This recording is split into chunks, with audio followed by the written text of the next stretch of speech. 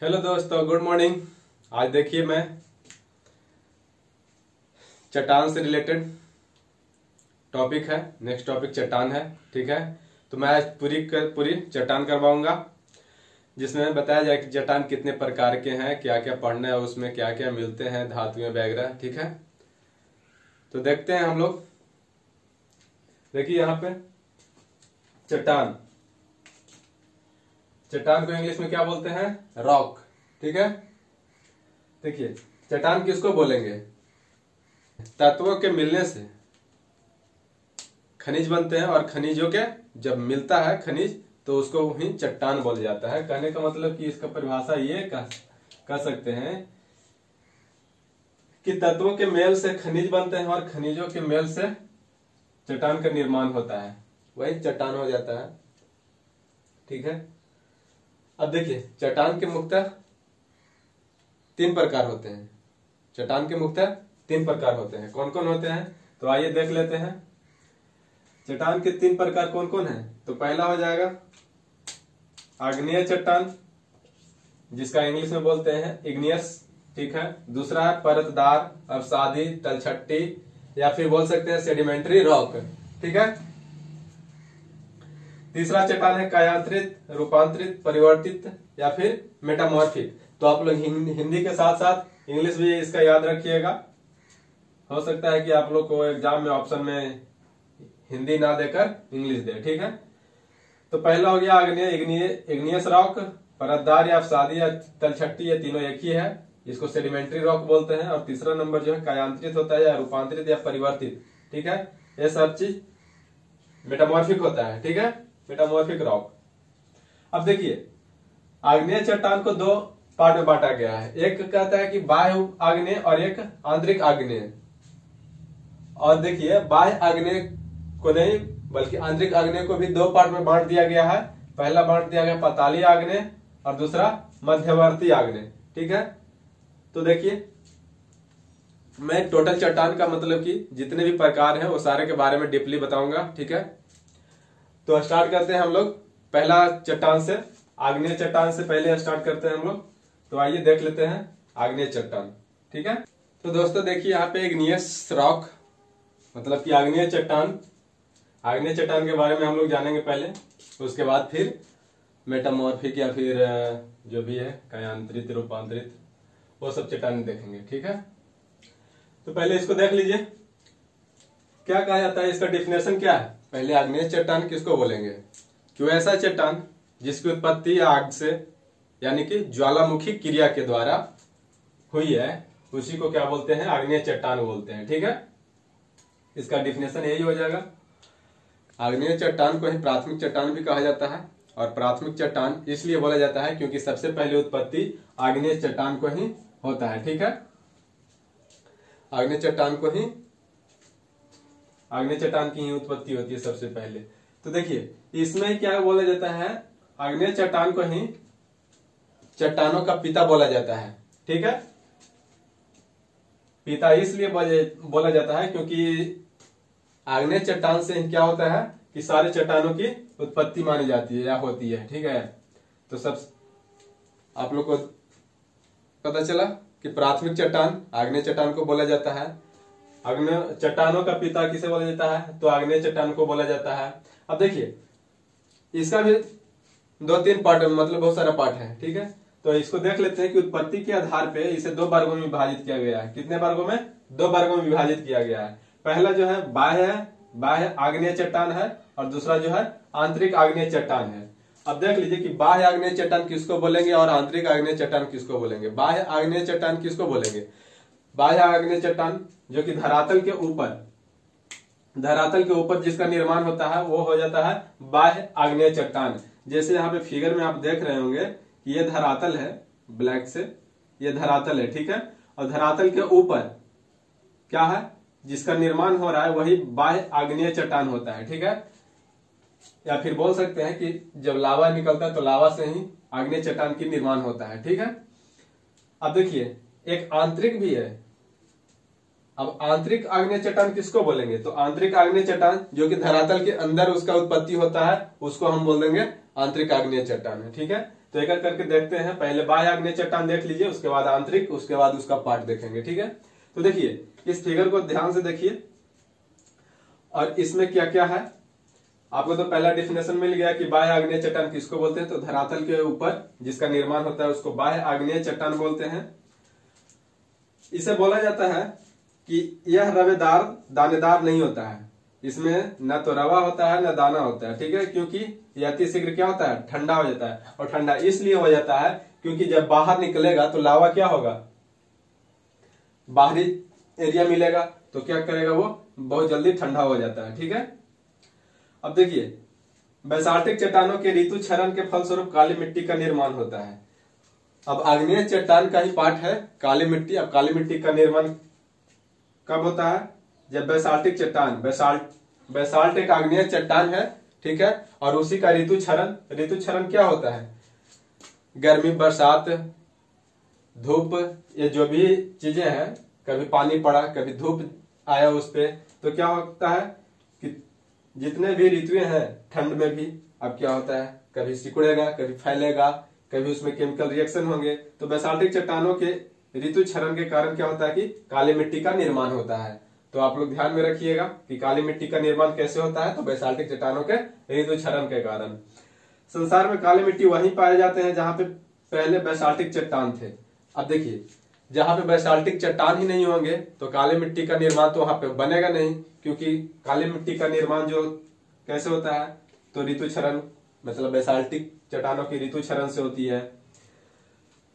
अब देखिए आते हैं इस फिगर में, यह जब धरातल है, सपोज कीजिए धरातल है, ठीक है, फिगर में जब इसके बाहर मैग्मा निकला और जब यहाँ पे देखिए पहले धरातल के अंदर जो भी है उसको बोलते हैं मैग्मा, और जैसे ही बाहर निकलता है तो लावा बोला जाता है। आप लोगों को पहले वीडियो में ही बता चुके हैं। ठीक है, तो देखिए ये धरातल है, ये मैग्मा और ये लावा हो जाएगा। तो लावा जब निकला तो क्या होता है कि इसमें बैसाल्टिक चट्टान होता है। ठीक है, बैसाल्टिक चट्टानों का जो निर्माण होता है बाहर होता है, धरातल के बाहर। ठीक है, बैसाल्टिक चट्टानों का निर्माण होता है। तो हम लोग कह सकेंगे कि बाह्य आग्नेय चट्टान में बैसाल्टिक चट्टानों का निर्माण होता है और इसका रंग कैसा होता है, काला होता है। अब काला क्यों होता है, क्योंकि इसमें लोहे की मात्रा भरपूर होती है, इसीलिए इसका रंग काला हो जाता है। ठीक है, लोहे का मतलब कि आयरन। और वजन में भारी, अब लोहा है तो उसका वजन तो भारी होगा ही, तो वजन में ये क्या होता है कि भारी होता है। अब काला देखते होंगे कि जो काली मिट्टी वगैरह जो रहता है वो क्या होता है, ज्यादा भारी होता है। ठीक है, तो इसका बैसाल्टिक मतलब बाह्य आग्नेय चट्टान में बैसाल्टिक होता है, रंग इसका काला होता है। और काला क्यों होता है, तो लोहे की उपस्थिति के कारण, और वजन में भारी भी होता है। ठीक है, तो इतना चीजें आप लोग याद रखिएगा बाह्य आग्नेय चट्टान में। अब देखिए इस फिगर को अभी समझा देता हूं, उधर भी समझाऊंगा। देखिए जब ये बाहर निकला, मैग्मा जब बाहर निकला तो लावा आएगा और इससे क्या होता है, बैसाल्टिक चट्टान बनता है। ये सबसे बैसाल्टिक चट्टान बनता है, ये बाह्य आग्नेय चट्टान हो गया। जब धरातल के अंदर जो चट्टानें मिलेगी वो हो जाएगा आंतरिक चट्टानें। ठीक है, आंतरिक आग्नेय चट्टान। तो अंदर में भी आग्नेय चट्टान बनता है तो उसे आंतरिक आग्नेय चट्टान। अब आंतरिक आग्नेय चट्टान को भी दो पार्ट में बांटा गया है। एक बांट दिया गया पाताली आग्नेय चट्टान और दूसरा बांट दिया गया है मध्यवर्ती आग्नेय चट्टान। ठीक है, तो देखिए पाताली आग्नेय चट्टान किसको बोलेंगे, आपको बता दिए हैं कि आंतरिक आग्नेय चट्टान किसको बोलते हैं, जिसके धरातल के अंदर उत्पत्ति होती है। ये धरातल है, इसके अंदर जो भी है उत्पत्ति हुई है, इसी को आंतरिक आग्नेय चट्टान बोलेंगे। अब आंतरिक आग्नेय चट्टान को दो पार्ट में बांटा गया, एक मध्यवर्ती आग्नेय चट्टान होता है और एक पाताली आग्नेय चट्टान होता है। ठीक है, तो देखते हैं क्या क्या है। पाताली आग्नेय चट्टान में क्या है, किसको बोलेंगे, यह धरातल के आंतरिक भाग में निर्मित होता है। कहने का मतलब कि धरातल के एकदम अंदर, ठीक है, आंतरिक भाग में। इसे ठंडा होने में बहुत अधिक समय लगता है, क्योंकि इसे ठंडा होने में बहुत अधिक समय लगता है क्योंकि आंतरिक भाग में क्या होता है कि तापमान अधिक होता है। अब जैसे देखिए ये धरातल के तो नजदीक है, इसके और अंदर जाएंगे तो क्या होता है कि तापमान अधिक होता है, जगह कम होता है, और क्या होता है इसमें हवा मतलब कि नगण्य होता है, उसमें हवा नहीं जा पाता है। ठीक है, तो यहाँ पे देख सकते हैं कि तापमान अधिक, जगह का कमी और हवा का संपर्क नगण्य होता है, उसे ही मतलब कि पाताली आग्नेय चट्टान बोला जाता है। ठीक है, यहाँ पे जो भी चट्टान बनता है इसके फलस्वरूप वो पाताली आग्नेय चट्टान बोला जाता है उसको। इसमें क्या होता है, मेन इंपॉर्टेंट चीज यही रहता है कि इसमें रवे मतलब कि रवा और दाना बड़े होते हैं। जो भी है आग्नेय चट्टान में एक ग्रेनाइट आता है, पाताली आग्नेय चट्टान का जो एग्जाम्पल है वो ग्रेनाइट है। ठीक है, आप लोग देख सकते हैं। तो इसमें क्या होता है, रवा और दाना बड़े होते हैं। आप लोग से पूछ लिए जाएंगे कि किस चट्टान में रवे और दाने बड़े होते हैं, तो आप लोग बता सकते हैं कि आग्नेय, या फिर आग्नेय नहीं तो फिर बोल सकते हैं कि पाताली आग्नेय चट्टान में क्या होता है, रवे बड़े होते हैं। ठीक है, अब देख लीजिए ग्रेनाइट, ग्रेनाइट का यूज कहाँ होगा। अब ग्रेनाइट का यूज जो होता है भवन बनवाने में होगा, सड़कों में होगा, फिर क्या हो जाएगा मंदिर बनाने में, मूर्ति बनाने में इत्यादि जो होगा वो सब आप लोग ये मतलब कि ग्रेनाइट का यूज वो सब में कर सकते हैं। ठीक है, तो ग्रेनाइट का तो उपयोग देख लिए हम लोग कि भवन निर्माण, सड़क, मूर्ति इत्यादि बनाने में किया जाता है। ठीक है, अब देखिए ग्रेनाइट का सबसे अच्छा उदाहरण यह है कि विष्णुपद मंदिर जो है गया जिला में है, विष्णुपद मंदिर वो पूरे का पूरे ग्रेनाइट का बना हुआ है। ठीक है, जो कि बहुत मजबूत है, भूकंप का भी ज्यादा प्रभाव नहीं पड़ता है। तो आप लोग ध्यान में रखिएगा, विष्णुपद मंदिर जिसको बोल सकते हैं बोध गया के एरिया में है। ठीक है, तो ये ध्यान रखिएगा। अब देखिए आंतरिक आग्नेय चट्टान का सेकंड वाला पार्ट मतलब मध्यवर्ती में आग्नेय चट्टान हो जाएगा। अब इसके मध्यवर्ती आग्नेय चट्टान को देख लेते हैं हम लोग। यह पाताली चट्टान के ऊपर और धरातल के नीचे निर्मित होते हैं। ठीक है, देखिए मध्यवर्ती आग्नेय चट्टान जो होता है पाताली चट्टान के ऊपर, जैसे यहाँ पे फिगर में देख रहे हैं कि ये पाताली चट्टान है। ठीक है, इसके ऊपर मतलब कि ये वाला पार्ट जो दिख रहा है मध्यवर्ती, और ये धरातल के क्या बोलते हैं, नीचे मध्यवर्ती आग्नेय चट्टान का निर्माण होता है। इसे ठंडा होने में बैसाल्टिक चट्टान से अधिक समय लेता है। बैसाल्टिक चट्टान जो कि ऊपर वाला जो होता है, जिसको मैं बोला कि बाह्य आग्नेय चट्टान बोल सकते हैं, और ग्रेनाइट से कम समय लेता है। ग्रेनाइट जो नीचे है, जो कि आंतरिक भाग में है, तो वहां पे तापमान की अधिकता रहता है, वायु नहीं जा पाता है, तो उसको ठंडा होने में ज्यादा टाइम लगता है। लेकिन ये मध्यवर्ती जो आग्नेय चट्टान है इसको क्या बोलते हैं, ठंडा होने में बैसाल्टिक चट्टान से अधिक और ग्रेनाइट चट्टान से कम समय लगता है। अतः इसमें क्या होगा, रवे या दाने बाह्य आग्नेय चट्टान से बड़े होंगे। इसमें रवे या दाने बाह्य आग्नेय चट्टान से बड़े होंगे। ठीक है, और क्या पाताली से छोटे होंगे, मतलब कि पाताली से छोटे रवे और दाने होंगे इसमें, और क्या होंगे बाह्य आग्नेय से बड़े होंगे। ठीक है, तो देखिए एग्जाम्पल के तौर पे यहाँ पे ग्रेबो एक चट्टान है, बोल सकते हैं कि ग्रेबो जो है इसका सबसे अच्छा उदाहरण है मध्यवर्ती आग्नेय चट्टान का। अब देखिए ज्वालामुखी उद्गार के समय मैग्मा का जमाव या तो क्षैतिज होगा या तो लंबवत होगा। अब क्षैतिज जमाव को क्या बोलेंगे हम लोग, सिल या सिट बोलते हैं, और लंबवत जमाव को डाइक बोला जाता है। ठीक है, एक फिगर है, फिगर के थ्रू देख सकते हैं कि ये जो चट्टान है दिख रहा है आप लोगों को, ये जो पतले चट्टान जो बोलते हैं क्षैतिज तौर पे है, पतले चट्टान जो है पृथ्वी के अंदर उसको बोलते हैं सीट, और जो चौड़े चट्टान जो मिलते हैं, ठीक है, उसको बोलते हैं हम लोग सिल। और जो ये लंबवत जो होते हैं, बोल सकते हैं ब्लू कलर से है, लंबवत जो होता है जमाव होता है उसको बोलते हैं हम लोग डाइक। ठीक है, तो ये थी। अब देख सकते हैं यहाँ पे पतले क्षैतिज जमाव को सीट कहा जाता है और चौड़े क्षैतिज जमाव को सील कहा जाता है। ठीक है, और सील ज्यादातर जो मिलते हैं छत्तीसगढ़ और झारखंड में पाए जाते हैं, देख सकते हैं आप लोग जाके। सील यानी कि चौड़े जो जमाव होते हैं छत्तीसगढ़ और झारखंड में पाए जाते हैं। अब आग्नेय चट्टान का एग्जाम्पल में सबसे बेस्ट एग्जाम्पल कह सकते हैं कि ग्रेनाइट है, बेसाल्ट है और ग्रेबो, और भी चट्टाने हैं बहुत सारे, तो वो सब आग्नेय चट्टान के एग्जाम्पल में आ जाएंगे। ठीक है, अब देखिए कुछ विशेषताएं देख लेते हैं, आप लोग के एग्जाम की दृष्टि से बहुत अच्छा है होगा। तो विशेषताएं बहुत से हैं, देखिए, और पहले भी बता चुके हैं कि इसकी उत्पत्ति क्या आग से हुई है। इसे प्राथमिक चट्टान कहा जाता है क्योंकि सबसे पहले जो निर्माण हुआ है इसी का हुआ है। ठीक है, इसीलिए इसको क्या बोला जाता है, प्राथमिक चट्टान बोला जाता है। और इसे ही चट्टानों का पिता कहा जाता है। क्यों कहा जाता है चट्टानों का पिता? क्योंकि इसी से अन्य चट्टानों की भी उत्पत्ति हुई है। ठीक है, इसमें परत, रंध्र, रंध्र या छिद्र बोल सकते हैं, या संधियां, ज्वाइंट्स, जीव जंतु एवं वनस्पतियों का अंश मतलब बोल सकते हैं जीवाश्म बिल्कुल नहीं पाया जाता है। ठीक है, और क्या होता है, यह अपारगम्य और कठोर होता है। अपारगम्य का मतलब कि यह पारदर्शी नहीं होता है। ठीक है, एक तरफ से दूसरे तरफ नहीं देखा जा सकता है, उसी को अपारगम्य बोलते हैं। ठीक है, तो यह अपारगम्य और कठोर होता है। इसमें पेट्रोलियम और कोयला नहीं पाए जाते हैं, पेट्रोलियम और कोयला नहीं पाया जाता है, बट सोना, चांदी, लोहा इत्यादि पाया जाता है। ठीक है, यह ध्यान में रखिएगा आप लोग कि इसमें पेट्रोलियम और कोयला नहीं मिलता है, लेकिन सोना, चांदी और लोहा ये सब पाया जाता है। किसमें? आग्नेय चट्टान में। आग्नेय चट्टान रवेदार और बेरवेदार दोनों होते हैं। तो रवेदार में क्या होता है कि रवेदार में आप लोग बोल सकते हैं ग्रेनाइट का सबसे बेस्ट एग्जांपल है कि रवेदार जो होता है ग्रेनाइट, और बेरवेदार में बोल सकते हैं कि बेसाल्ट। ठीक है, और इसका निर्माण तो समझ ही रहे हैं, भवन निर्माण, सड़क और मूर्ति ये सब चीजों में किया जाता है। ठीक है दोस्तों, तो ये थी आग्नेय चट्टान। अब आइए नेक्स्ट चट्टान की ओर, सेकंड नंबर।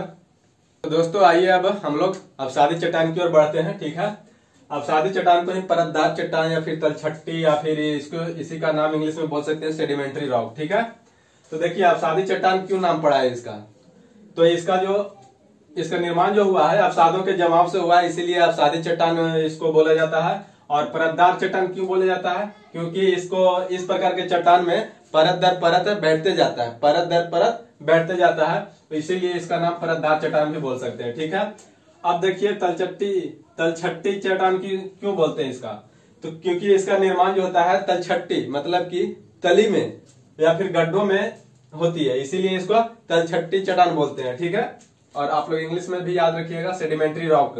ठीक है, अब देखिए परतदार चट्टान का निर्माण होता कैसे है, परतदार चट्टान या फिर अवसादी या फिर बोल सकते हैं तलछट्टी चट्टान, उसका निर्माण कैसे होता है? तो कहा रहा है कि यहाँ पे लाखों वर्षों मतलब कि लाखों वर्ष में अपर्दन के दूतों के द्वारा, अब अपर्दन के दूत जो है मैं आगे बताऊंगा। ठीक है, कौन कौन अपर्दन के दूत होते हैं और उनका क्या क्या अपर्दन होते हैं। ठीक है, तो देखिए लाखों वर्षों में अपर्दन के दूतों के द्वारा मलवा का जमाव होता है। क्या होता है? मलवा, मलवा का मतलब गंदगी, गंदगियां मतलब वो सब चीजें। ठीक है, मलवा का जमाव होता रहता है। परत दर परत क्या होता है कि मलवा एक दूसरे के ऊपर दबाव डालते हैं, उसमें सिलीभवन मतलब कि लिथिफिकेशन प्रक्रिया प्रारंभ हो जाती है, और लिथिफिकेशन जब प्रक्रिया प्रारंभ हो जाती है उसके फलस्वरूप क्या होता है कि परतदार चट्टान का निर्माण हो जाता है। ठीक है, अब सिलीभवन होता क्या है, सिलीभवन क्या होता है तो देख लेते हैं। सिलीभवन जो होता है मिट्टी, जीवाश्म इत्यादि का मूल रूप से चट्टानों में परिवर्तित होते हैं, मतलब कि मिट्टी, जीवाश्म इत्यादि जब मूल रूप में चट्टानों में परिवर्तित होते हैं तो परिवर्तित होने की प्रक्रिया को ही सिलीभवन बोला जाता है। जैसे आप लोग इस फिगर में देख सकते हैं कि सपोज कीजिए कि ये क्या है, चट्टान है ये। ठीक है, तो इसका लिथिफिकेशन हो रहा है, इसका मतलब कि ये पहले ऐसा होगा। ठीक है, इसको पे ऋतु परिवर्तन के प्रभाव पड़ रहा होगा, मतलब कि वर्षा, गर्मी या फिर ठंड, जिसके कारण इसका चेंजिंग होते रहता है। ठीक है, कुछ देर के बाद, कुछ समय के बाद ऐसा हो गया, कुछ समय के बाद ऐसा, फिर ऐसा, तो ये क्या हो गया, इसी को परत दर परत ये बैठते चला जाता है, इसी को हम लोग बोलते हैं परतदार चट्टान। ठीक है, अब कुछ परतदार चट्टान के एग्जांपल देख लेते हैं क्या क्या होते हैं। अब जैसे बोल सकते हैं कि कले होता है, लोयस होता है, स्लेट, स्लेट भी जो होता है परतदार चट्टान का ही भाग है, कांग्लोमरेट, कांग्लोमरेट, जिप्सम, चौक, बलुआ पत्थर जिसको सैंडस्टोन बोलते हैं, लाइमस्टोन या फिर चूना पत्थर उसी को बोलते हैं, या फिर इसके में नमक का जो चट्टान होता है वो भी इसी के तहत आता है। ठीक है, अवसादी चट्टान के तहत ही आता है नमक वगैरह का। ठीक है, तो लिथिफिकेशन सिलीभवन जो होता है इस ऐसे होता है, और इसी को सिलीभवन के कारण ही परतदार चट्टान का निर्माण होता है। ठीक है, तो आप लोग समझ गए होंगे अवसादी चट्टान। अब देख लेते हैं इसकी कुछ विशेषताएं भी हैं। ठीक है, जिस तरह से आग्नेय चट्टान की विशेषता थी, इसकी भी कुछ विशेषता है। विशेषता यह है कि यह क्या होता है, परतदार होता है, ये तो जान रहे हैं हम लोग, और इसमें क्या होता है, लेयर पाए जाते हैं। ठीक है, इसमें रंध्र, मतलब पोरस इंग्लिश में बोल सकते हैं, संधियां ज्वाइंट्स बोल सकते हैं, जीव जंतु के अवशेष पाए जाते हैं। आग्नेय चट्टान में जो था उसमें जीव जंतु के अवशेष या फिर रंध्र या फिर संधियां ऐसा नहीं पाए जाते थे, ठीक है। लेकिन इसमें क्या किया जाता है, इसमें पाए जाते हैं। जब रंध्र रहेगा तो क्या हो गया, पारगम होगा। पारगम का मतलब कि इधर मान के चलिए कि इधर आप हैं और ये पत्थर है, इसके बाद मतलब कि देख पाएंगे तो रंध्र का मतलब छिद्र होता है, तो छिद्र के आर पर देख सकते हैं, इसीलिए इसको पारगम में बोला जाता है। तो यह क्या है, पारगम चट्टान भी है, ठीक है। इसमें सोना चांदी इत्यादि खनिज भी पाए जाते हैं और ये कठोर और मुलायम दोनों प्रकार के होते हैं, ठीक है। और एक सबसे इंपॉर्टेंट चीज है कि कोयला एवं पेट्रोलियम इसी चट्टान में पाए जाते हैं। आप लोग के एग्जाम में पूछ सकते हैं कि कोयला और पेट्रोलियम किस चट्टान में पाए जाते हैं, तो आप लोग ध्यान में रखिएगा कि कोयला और पेट्रोलियम जो होता है सेडिमेंट्री रॉक, जिसको बोलते हैं हम लोग अवसादी चट्टान, ठीक है। तो ये थी आप लोग की अवसादी चट्टान या फिर परतदार या फिर तलछट्टी। अब आते हैं हम लोग नेक्स्ट चट्टान की ओर। तीसरा चट्टान जो होता है उसकी ओर आते हैं। तो देखिए दोस्तों, यहाँ पे कयांत्रित, रूपांतरित या परिवर्तित चट्टान या फिर इसी को इंग्लिश में बोलते हैं मेटामॉर्फिक रॉक, ठीक है। कयांत्रित चट्टान को तीन नाम है, कयांत्रिक, रूपांतरित और परिवर्तित चट्टान। अब इसका निर्माण कैसे होता है, ठीक है। तो कहता है कि तापमान एवं दबाव के कारण जब चट्टानों के रंग, रूप, गुण इत्यादि में क्या होगा, परिवर्तन हो जाता है, तो इसी को हम लोग बोलते हैं कि कयांत्रित या रूपांतरित या फिर परिवर्तित चट्टान कहा जाएगा, ठीक है। कहते हैं इसको क्या कहते हैं, परिवर्तित या फिर रूपांतरित चट्टान। मतलब कि जो नाम से पता चल रहा है कि रूपांतरित मतलब कि अपने रूप का अंतर कर रहा है, मतलब परावर्तित कर रहा है, ठीक है, एक रूप से दूसरे रूप में, ठीक है। तो उसी को हम लोग बोलते हैं परिवर्तित चट्टान या फिर रूपांतरित कयांत्रित। अब देखिए इसका कुछ रूपांतरण देख लेते हैं। आग्नेय चट्टान से कयांत्रित चट्टान में क्या क्या बनता है। तो आग्नेय चट्टान, ग्रेनाइट एक आग्नेय चट्टान है, इसका जब कयांत्रित या रूपांतरित बोलते हैं तो ये नीस हो जाता है। ये बहुत इंपॉर्टेंट क्वेश्चन मतलब आ सकते हैं, ठीक है, इंपॉर्टेंट चीज है। जो इंपॉर्टेंट है वो मैं यहाँ करवा दे रहा हूँ, ठीक है। देखिए बेसाल्ट को एम्फीबोलाइट में कन्वर्ट करते हैं, मतलब कि कयांत्रित तो होता है वो। ग्रेबो जो होता है सर्पेंटाइन, इसका कयांत्रित रूप होता है। बिटुमिनस कोयला जो होता है इसका कयांत्रित रूप क्या होता है, ग्रेफाइट होता है, ठीक है। ग्रेफाइट जो कि हम लोग पेंसिल में यूज करते हैं या फिर सुरमा बनाने में यूज करते हैं उसको, ग्रेफाइट को, ठीक है। अब देखिए कुछ परतदार चट्टान है। ये तो आग्नेय चट्टान कुछ था जो कि कयांत्रित, इसका रूपांतरित किए। अब कुछ परतदार चट्टान है जो कि कयांत्रित और रूपांतरित देख लीजिए इसका, जैसे चूना पत्थर है, मतलब कि लाइमस्टोन। तो लाइमस्टोन जो होता है, ये संगमरमर जो है लाइमस्टोन का परिवर्तित रूप है, ठीक है, मतलब कि कयांत्रित रूप है बोल सकते हैं, या इसी को मार्बल बोल सकते हैं कि संगमरमर या मार्बल, ठीक है। अब बलुआ पत्थर का रूपांतरित रूप क्वार्टजाइट होता है, ठीक है। और भी चीजें होता है जो मेन था, इससे इस टाइप के क्वेश्चन ज्यादा पूछते रहते हैं, ठीक है, इसीलिए आप लोग ध्यान में रखिएगा। आप देखिए कुछ इसकी विशेषताएं देख लेते हैं। तो इसकी कुछ विशेषताएं ये है कि यह रवेदार एवं बेरवेदार दोनों होते हैं जी, ठीक है। जैसे आप लोग सेडिमेंट्री रॉक में देखे थे कि ये रवेदार और बेरवेदार दोनों होते हैं, ठीक है। ये कठोर और मुलायम दोनों प्रकार के होते हैं। ये पारगम और अपारगम मतलब कि पारदर्शी और अपारदर्शी दोनों होते हैं। इसमें सोना, चांदी, पेट्रोलियम इत्यादि मतलब कि सारे पाए जाते हैं। और इसका उपयोग क्या होता है, तो आप लोग को पता ही होगा कि भवन निर्माण हो जाएगा, इसका मूर्ति निर्माण हो जाएगा, और भी चीजों में किया जा सकता है, ठीक है। तो ये थी आप लोग की चट्टान, ठीक है। अब चट्टान, अब देख लीजिए लास्ट में टॉप 10 क्वेश्चन जो होता है हर एक वीडियो में। तो आते हैं हम लोग टॉप 10 क्वेश्चन की ओर, ठीक है दोस्तों। अगर अभी तक आप लोग सब्सक्राइब नहीं किए तो सब्सक्राइब कीजिए और लाइक कीजिए और अपने दोस्तों में शेयर कर दीजिएगा, ठीक है दोस्तों। ये है टॉप 10 क्वेश्चन, ठीक है। टॉप 10 क्वेश्चन में देखते हैं क्या क्या बताया पूछा गया है। तो आइए करवा देते हैं टॉप 10 क्वेश्चन। देखिए यहाँ पे गंगा नदी कहाँ से निकलती है, तो ठीक है, किस हिमानी से निकलती है, कहने का मतलब है कि तो ये निकलती है गंगोत्री से। कहां से निकलती है, गंगोत्री से, ठीक है, गंगोत्री। यमुना नदी कहां से निकलती है, तो ये यमुनोत्री से निकलती है। कहां से, यमुनोत्री। यमुना नदी का उद्गम यमुनोत्री से होती है, ठीक है।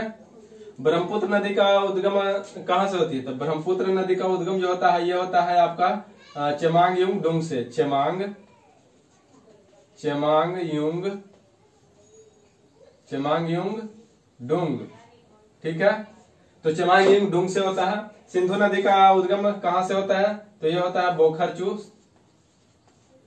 बोखरचू, ठीक है। नर्मदा नदी का उद्गम कहाँ से होता है? तो ये होता है अमरकंटक की पहाड़ी से। अमरकंटक की पहाड़ी से। सोन नदी का उद्गम स्थान तो यह भी होता है अमरकंटक की पहाड़ी से ही। अमरकंटक की पहाड़ी से, ठीक है। अब देखते हैं एनएसी नदी। एनएसी नदी का उद्गम कहां से? तो ये बैकाल झील से निकलता है। बैकाल झील, ठीक है। बैकाल झील से एनएसी नदी का क्या होता है कि उद्गम होता है। अब देखिए पो नदी किस देश में बहती है? पो नदी जो है किस देश में बहती है? पशुपतिनाथ का मंदिर किस नदी के किनारे है और पशुपतिनाथ का मंदिर कहाँ स्थित है? तो ये 3 क्वेश्चन जो है आप लोग के लिए कमेंट बॉक्स में कमेंट करके बताइए, ठीक है दोस्तों। मिलते हैं फिर नेक्स्ट वीडियो में, तब तक के लिए धन्यवाद।